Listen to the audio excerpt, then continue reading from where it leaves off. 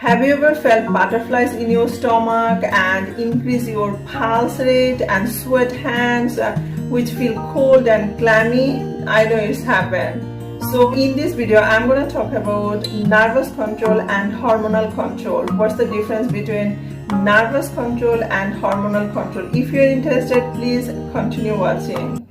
So often these symptoms occur because we are nervous and our body is preparing itself for action. Such symptoms are included by the hormone adrenaline, and hormone adrenaline that is increase the heart rate, the rate of breathing, and cause of vasoconstriction of the blood vessels and around the intestine and directing the blood to the skin and muscles and brain. So secretion of adrenaline is also caused by stress. So the short-term effects of stress may be beneficial, making you feel more alive, but continued exposure to stress and the long-term continued exposure to stress and the long-term secretion of adrenaline may be very harmful.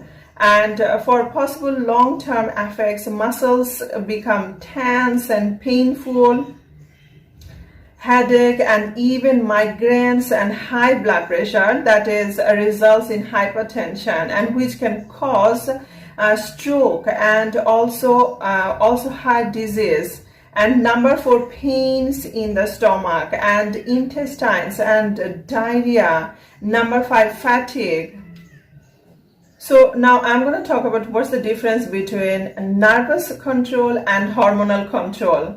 So nervous control involves nervous impulses, that is electrical signals, and hormonal control that is involves hormones, that is chemical substance. And nervous control impulses transmitted by neurons. All right, transmitted by neuron. You must remember that. Nervous control impulses transmitted by neuron, and hormonal control that is transmitted by blood. That is hormone. So hormone is a chemical substance. So it's need to transmitted by blood. All right, you must remember that. And nervous control quick response, and hormonal control is slow. It's slow because it's transmitted by blood, and it's a slow response. And nervous control response short-lived, and hormonal control that is short-lived or long-lived, maybe.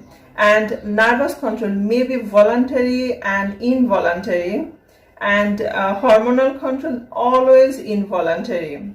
So nervous control is localized, all right, and hormonal control that is maybe affect more than one target organs,